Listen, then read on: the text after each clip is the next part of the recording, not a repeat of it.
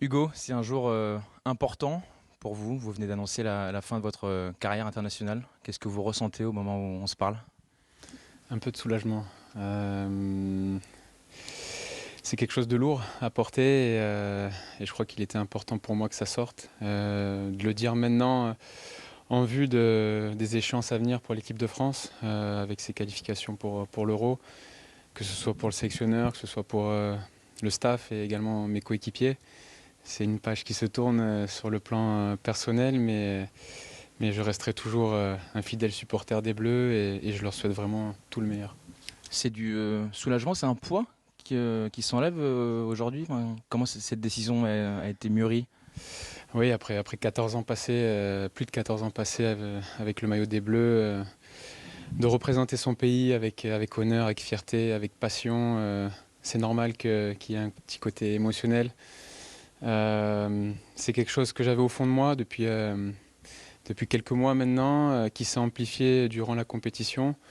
Et je crois qu'une fois que j'ai retrouvé mes esprits pendant les fêtes, euh, plus personne ne pouvait vraiment me faire changer d'avis. C'est une décision mûrement réfléchie et je crois tout simplement que j'arrive à un moment dans ma carrière où il faut laisser la chance aux autres.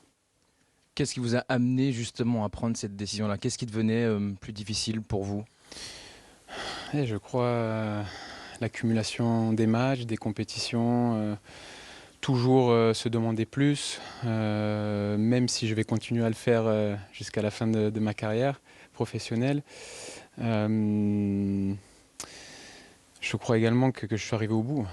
J'ai tout donné, j'ai vécu des moments incroyables, tant sur le plan sportif que sur le plan humain. Il y a également le côté familial qui rentre en jeu. Euh, j'ai besoin aujourd'hui d'avoir un peu plus de temps pour moi, pour, euh, pour ma famille, pour mon épouse, pour mes enfants, parce que voilà, il y a des choses vraiment essentielles dans la vie à côté desquelles on n'a pas envie de passer. Et tout ça m'a fait prendre cette décision. La dernière image qu'on a de vous, c'est cette finale de Coupe du Monde avec un petit peu plus de recul, mais pas énormément non plus. Qu'est-ce que vous gardez de cette compétition au Qatar? Une aventure incroyable. Alors c'est vrai qu'elle se termine par cette défaite douloureuse avec un ascenseur émotionnel, mais avec le sentiment d'avoir tout donné face à une grande équipe d'Argentine. Il faut également saluer le vainqueur parce qu'ils ont été meilleurs pendant une bonne partie du match. Mais c'est surtout l'aventure humaine. Malgré tout ce qui a pu se passer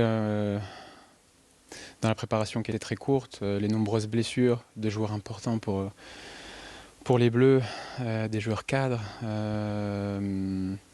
la blessure également, enfin le départ de Karim Benzema, le Ballon d'Or, on avait vraiment envie voilà, de l'avoir avec nous pour, euh, pour aller challenger les meilleurs. C'est bien que vous le Et disiez parce que ça a fait débat aussi, ça. ouais, ouais, ouais, on entend tout et n'importe quoi. Malheureusement, il y a un climat négatif autour de l'équipe de France et malheureusement, ça ne sert pas l'équipe de France, ça ne peut que diviser, alors que l'équipe de France doit vraiment rassembler. Et je pense que tous les joueurs importants qui qui ont un rôle au sein de l'équipe de France doivent fédérer quelque chose de positif pour continuer sur une vague positive. On a vécu, quoi qu'on en dise, une aventure incroyable. On finit finaliste du dernier mondial après avoir gagné le titre il y a 4 ans. C'est quelque chose de très fort. Peut-être qu'on ne réalise pas parce qu'on s'arrête sur des petites choses, sur des petits détails, mais il faut le faire. Il faut le faire et je crois qu'on a vraiment défendu notre statut de champion du monde avec honneur. Et surtout, on a représenté la France de la meilleure des façons en ayant tout donné, en n'ayant jamais rien lâché. Hugo, s'il y a une image à retenir de cette carrière qui était très longue, c'est forcément le titre en 2018 ou vous avez d'autres choses qui vous traversent l'esprit ou que vous garderez avec vous? Ouais, le titre de champion du monde, c'est quelque part une récompense. C'est c'est tout le travail qu'il y a derrière. Des années, vous savez, j'ai commencé en équipe de France certainement dans une des périodes les plus critiques. Et il a fallu remonter la pente à travers des difficultés. Il a fallu se reconstruire et on l'a fait brillamment, grâce également au travail de Laurent Blanc, mais qui a commencé le chemin, mais surtout de Didier Deschamps, qui mérite énormément de crédit par rapport à tout ça, avec son staff. Les joueurs également, parce que nous sommes sur le terrain et c'est nous qui nous battons pour les valeurs de l'équipe de France.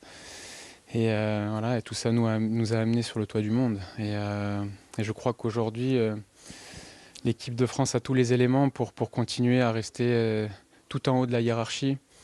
Même si le plus dur dans le sport, c'est vraiment de gagner. C'est la dernière étape, comme ça peut être le cas en finale de Coupe du Monde. Mais de toujours être là. L'équipe de France se doit toujours d'être là, présente dans les grandes compétitions, parce qu'on a un vivier de talent qu'on nous envie partout dans le monde. Hugo, vous refermez ce chapitre de l'équipe de France avec un titre de champion du monde, on vient d'en parler, avec aussi le recordman de sélection bleue. Vous allez espérer le conserver le plus longtemps possible ou pas? Vous allez regarder ça en vous disant j'espère pas être battu de suite? Non, je crois que les records sont faits pour être battus. Et honnêtement, il y a peut-être Antoine qui est encore là et qui, j'espère... voilà, je souhaite que le meilleur à mes coéquipiers. Antoine qui réalise une carrière internationale incroyable et je pense qu'il en a encore sous les jambes.